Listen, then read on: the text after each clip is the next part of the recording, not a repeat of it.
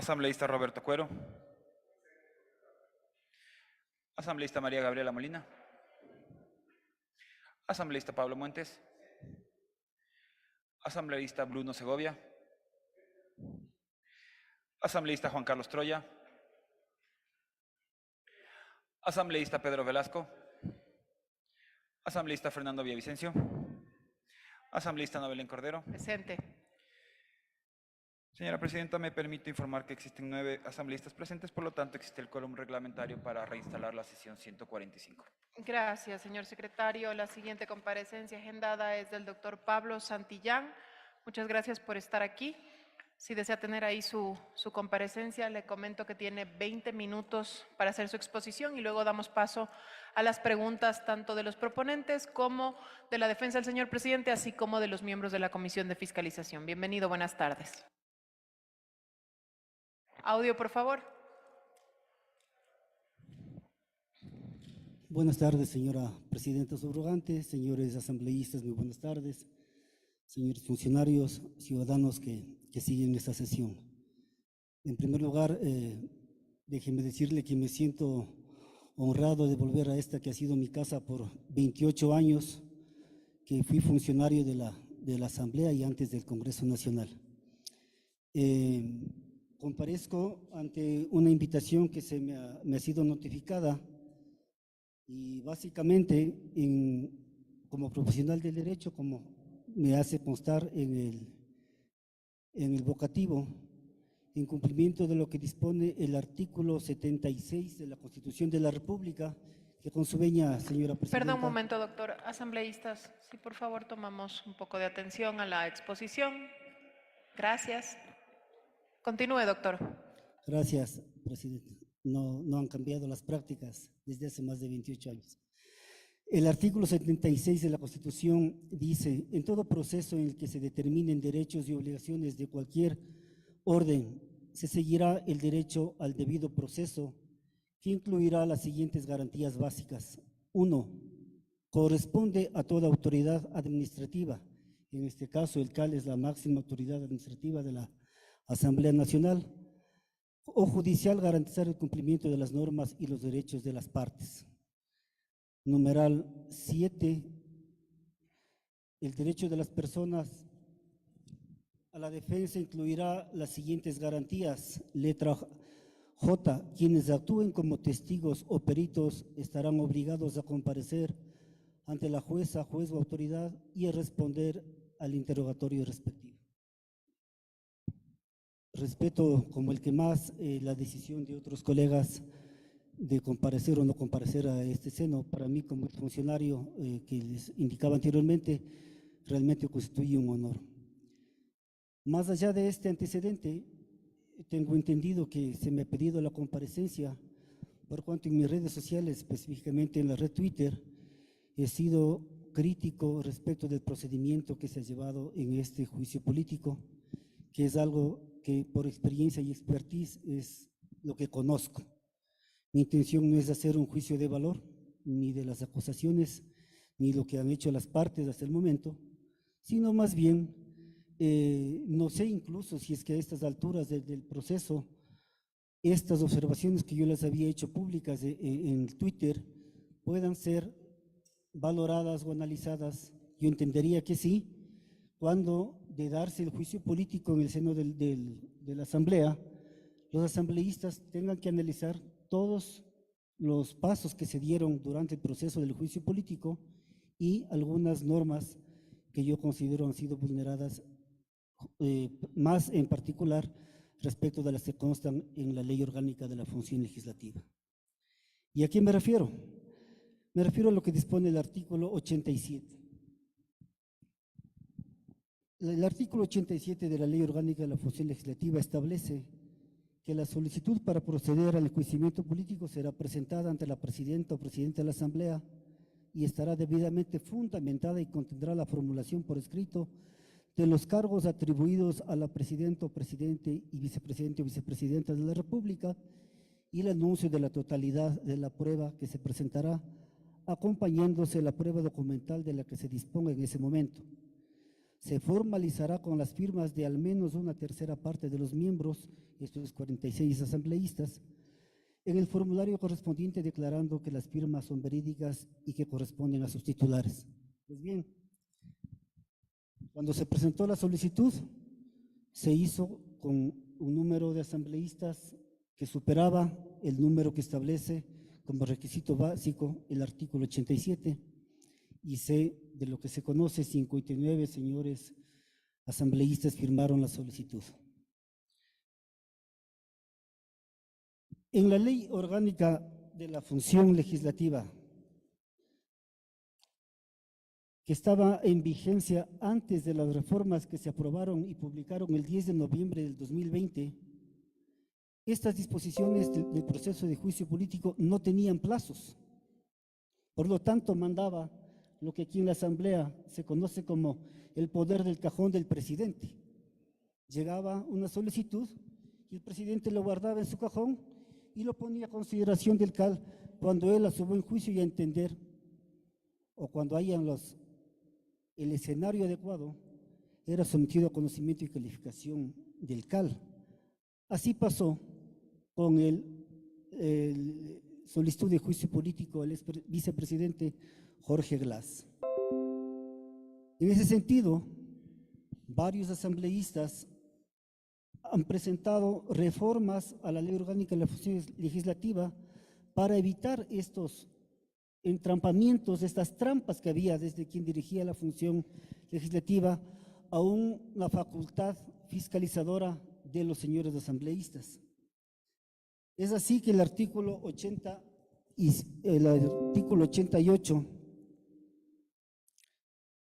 reformado por el artículo 76 de la Ley Orgánica Reformatoria de la Ley Orgánica de la Función Legislativa, publicado en el suplemento Registro Oficial número 326 del martes 10 de noviembre del 2020, establece plazos fatales. Todos sabemos cómo se contabilizan los plazos. Está en el Código Civil y ahora en el Código Orgánico Administrativo también. ¿Y qué dice el artículo vigente? Artículo 88, dictamen de admisibilidad.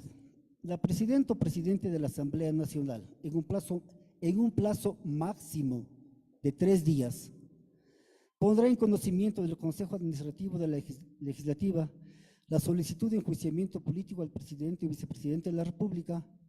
Una vez conocida la solicitud y verificado el cumplimiento de los requisitos, el Consejo de Administración le remitirá la misma a la Corte Constitucional a fin de que emita dictamen previo de admisibilidad de conformidad con lo previsto en el inciso segundo del artículo 129 de la Constitución. Este artículo creo que ya todos nos sabemos de memoria después de todo este largo proceso. Segundo inciso. Si el Consejo de Administración Legislativa establece que la solicitud de enjuiciamiento político no reúne los requisitos de la ley, dispondrá a los solicitantes que completen dentro del plazo de 3 días. De no completarse dentro del mencionado plazo, se ordenará sin más trámite de archivo inmediato de la solicitud de enjuiciamiento político.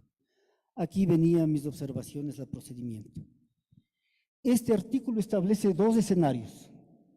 Un escenario que está establecido en el primer inciso, de que si cumplen los requisitos previos establecidos, esto es las 59 firmas reconocidas judicialmente en el formulario, con las pruebas que se dispongan, etcétera, etcétera. Y en el plazo de 3 días, si es que completan, se califica y se manda a la Corte Constitucional. Y hay un segundo escenario. Si es que no está completo, se abre un nuevo plazo de 3 días para que completen la solicitud de juicio político. De no hacerlo en ese plazo, se archiva la solicitud. Pues bien, ¿cuándo ingresó la solicitud de juicio político? Un 17 de marzo entró el juicio político. ¿Cuándo vencen los 3 días?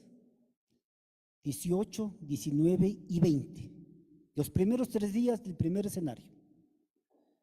Cuando se convocó a la sesión del CAL para conocer esta solicitud, había ya un informe que además no es vinculante, eso sí, debo reconocer, de la Unidad Técnica Legislativa que decía que todo está bien, pese a que se hicieron unos alcances cerca de la medianoche, donde se hizo un alcance corrigiendo los fundamentos de derecho, la base normativa, que eran los que correspondían para el enjuiciamiento al presidente de la República, que son distintos de los que son para los otros funcionarios que constan en el artículo 131 de la Constitución y que desarrolla a partir del artículo 75 de la Ley Orgánica.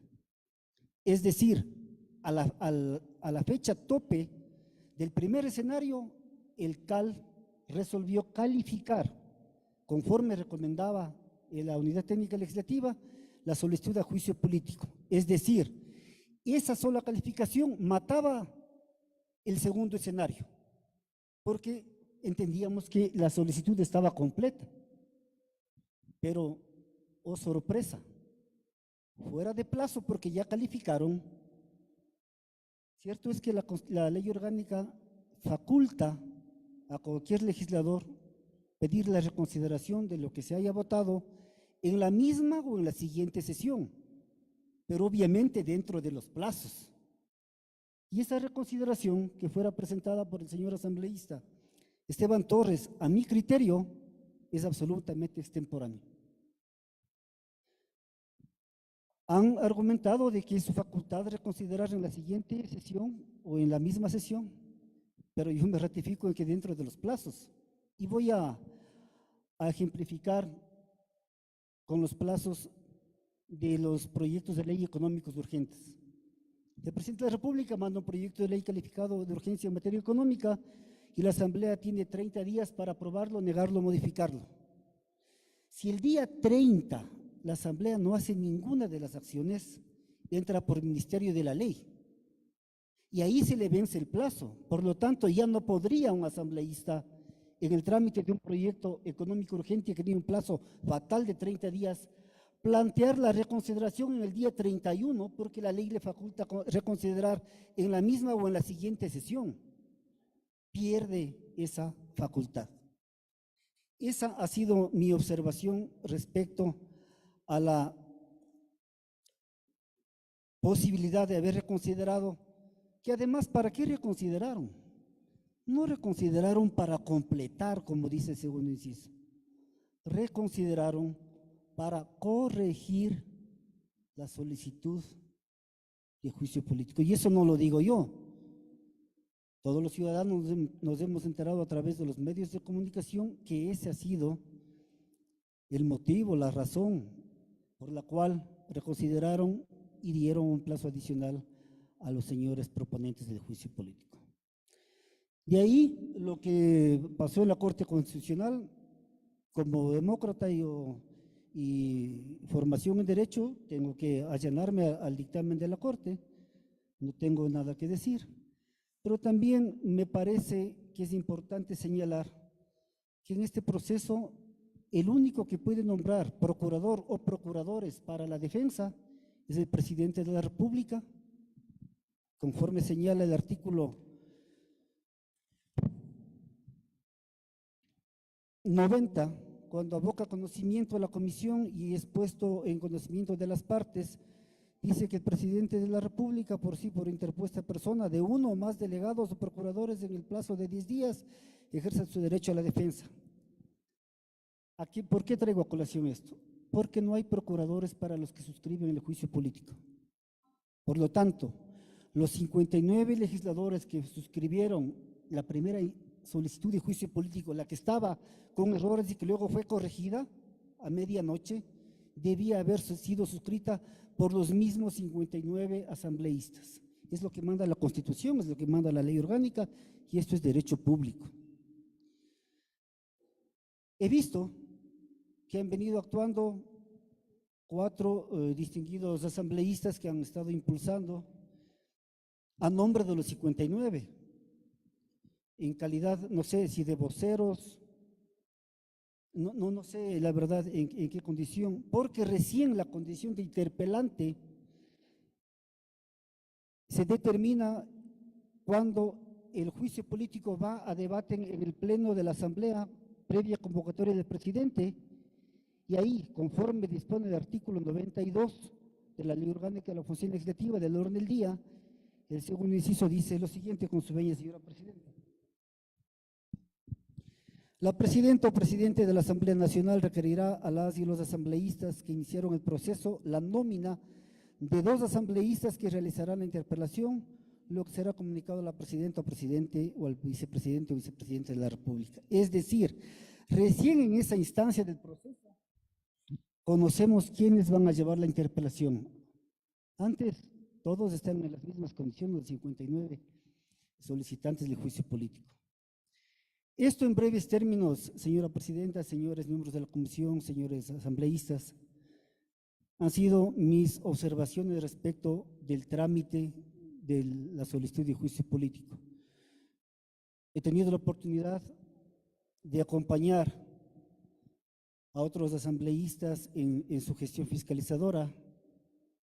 Por ejemplo, el caso del señor expresidente del Consejo de Participación Ciudadana y Control Social, y hemos tenido que demostrar el incumplimiento de las funciones del expresidente, el señor Tuárez, que ahora todos sabemos dónde está, es decir, se configuró las causas y finalmente ahora está pagando una condena.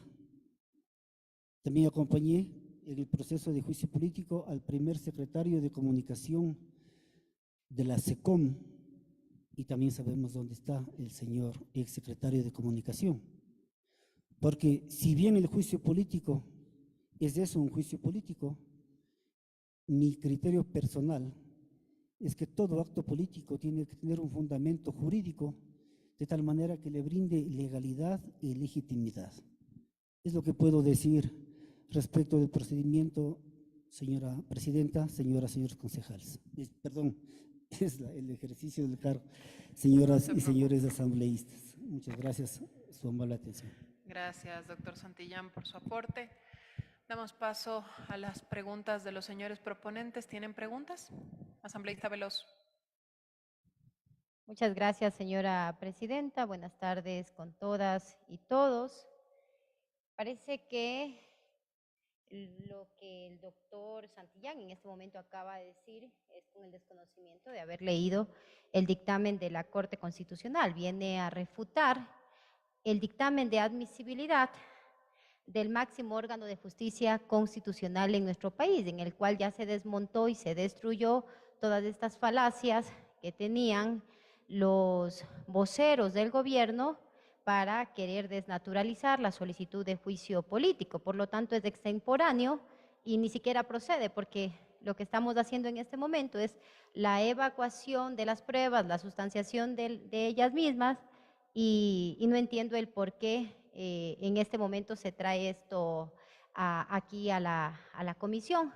Además, también me parece gracioso que quienes interpusieron o fueron parte de la interposición del proceso de juicio al exalcalde de Quito, el señor Jorge Yunda, y que incluso defendían la flexibilidad de este mecanismo de control político, hoy quieran venir a rebatir eso aquí a la Asamblea Nacional. También me pregunto si el doctor Santillán, no sé si eso le puede explicar al país, si pidió licencia en el municipio de Quito porque es parte de los asesores del alcalde Guarderas para venir acá a dar su criterio académico sesgado, dicho sea de paso, es secretario general, ni siquiera asesor, no sé si pidió licencia para venir acá a la Asamblea Nacional, y yo le recomiendo que si usted hubiese querido defender al presidente de la República, Guillermo Lasso, le hubiera pedido que le incorpore dentro de la defensa técnica que él tiene aquí en la Asamblea Nacional, porque porque entiendo que no ha sido un criterio académico, sino que ha venido a defender al presidente de la República, inclusive menoscabando el criterio y el dictamen de admisibilidad por parte de los jueces de la Corte Constitucional. ¿No tiene preguntas? No, solo eso. Ya. Para que no tenga. ¿Alguien más? ¿Usted quiere responder, doctor Santillán? Adelante. Claro. Empecé diciendo que yo no he hecho juicio de valor, no vengo a defender al presidente de la República, en ningún caso he expresado una manifestación en ese sentido. Y dicho que comparezco porque la Constitución manda que quienes Ustedes han pedido la comparecencia, yo no he pedido venir.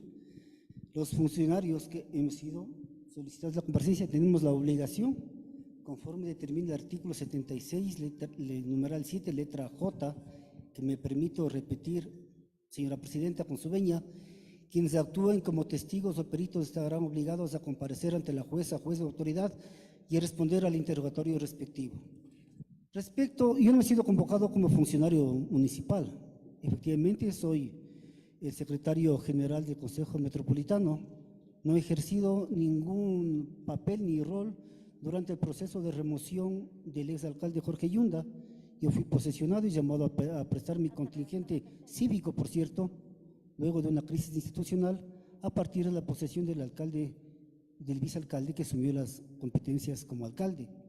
Y en todo caso, la Asamblea, de acuerdo al artículo 120, numeral 9, puede pedir información, si es que ese es el caso, a cualquier servidor público. No entiendo, todos los servidores públicos deberíamos comparecer a partir de las 4:30 para no interferir con las funciones. Yo como ciudadano estoy obligado a respetar la Constitución y como funcionario público estoy obligado a acudir a la Asamblea Nacional, como es el caso que he sido llamado. El tema administrativo respecto de mi comparecencia aquí está en orden en el Distrito Metropolitano, señora asambleísta. Quisiera hacer una pregunta dentro del tiempo que tengo.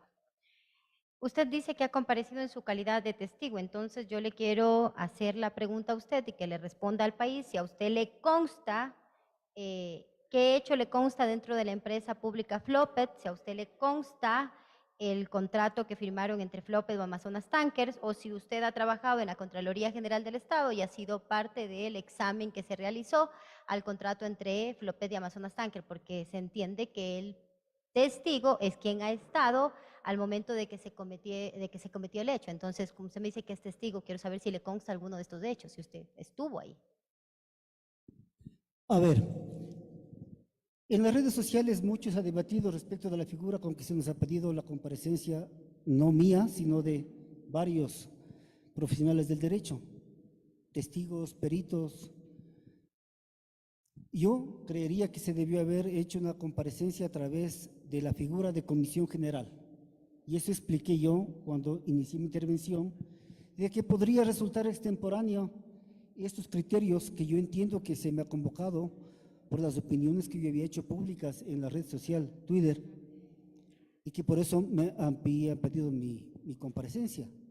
Más allá de que si esto es o no es extemporáneo, yo creo que sí son temas que deben ser analizados por las señoras asambleístas al momento de debatir el juicio político, toda vez que, como dispone la Constitución de la República, en todo proceso deben observarse las garantías al debido proceso y que corresponde a toda autoridad administrativa.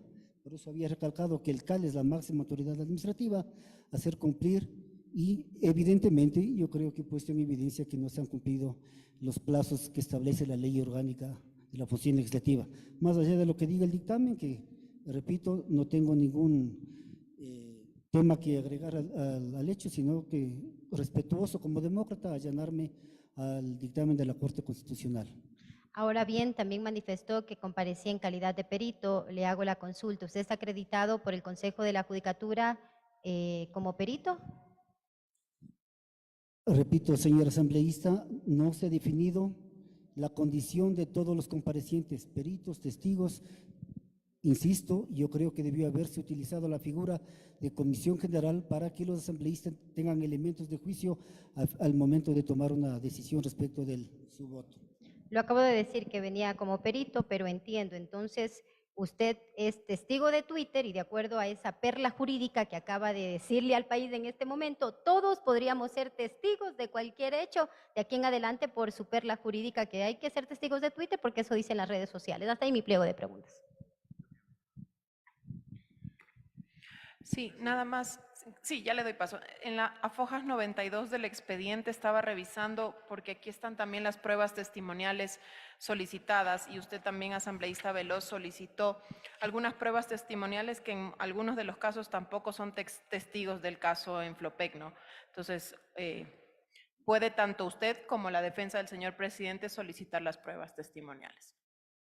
Asambleísta Zapata, adelante. Muchas gracias, presidenta. Buenas tardes con todos. Abogado Santillán, un directo amigo también. Solamente para clarificar el tema, ¿no? Porque yo creo que por aquí deberemos empezar siempre, con todo respeto para usted que dirige la sesión.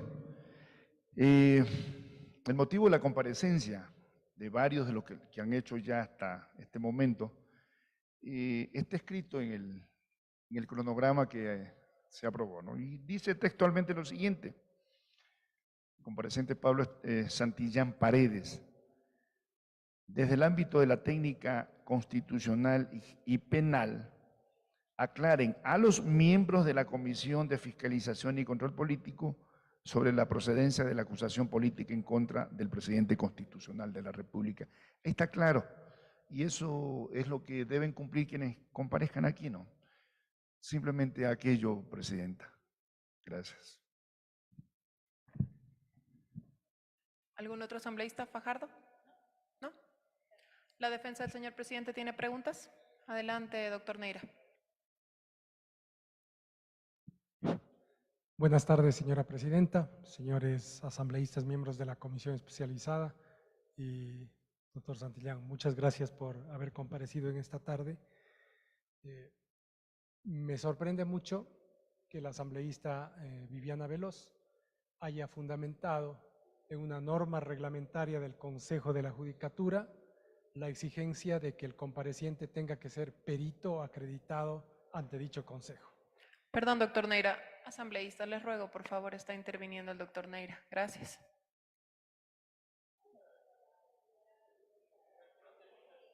Estoy tratando Un momento, está en su momento de palabra, ya le voy a dar la palabra, asambleísta Veloz. ¿Por qué formulo esta observación? Porque durante todos estos El días… micrófono, ayúdenos. Por eso. Porque durante todos estos días, la acusación política, y concretamente la asambleísta Viviana Veloz, nos ha indicado que este es un juicio político que no se debe confundir con el juicio penal y que nada que tenga relación con las reglas procesales del Código Orgánico General de Procesos puede aplicarse aquí.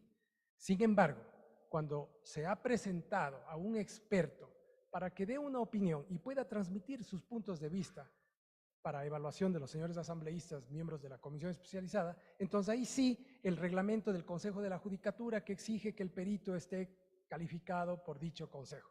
A mí me parece que eso es una falta de congruencia y que no creo yo que debe ser materia de discusión aquí. Eso es todo lo que quería decir. Muchas gracias. Asambleísta Veloz había pedido un punto de información. Sí. Solamente para que quede claro, quien manifestó que comparecía en calidad de testigo y de perito es el doctor Santillán, no yo. Y toda la evacuación de esta prueba y todo el desarrollo por parte de los solicitantes ha sido respetando la naturaleza de este juicio político y siempre ha sido congruente y coherente. Gracias. Adelante, doctor Neira. ¿Tiene alguna? Un punto de información, permítame. Sí. Solo quiero ratificar, parece que hay un malentendido. Yo en ningún momento he dicho que comparezco como perito, ni está en audio, está grabado efectivamente, ni como testigo.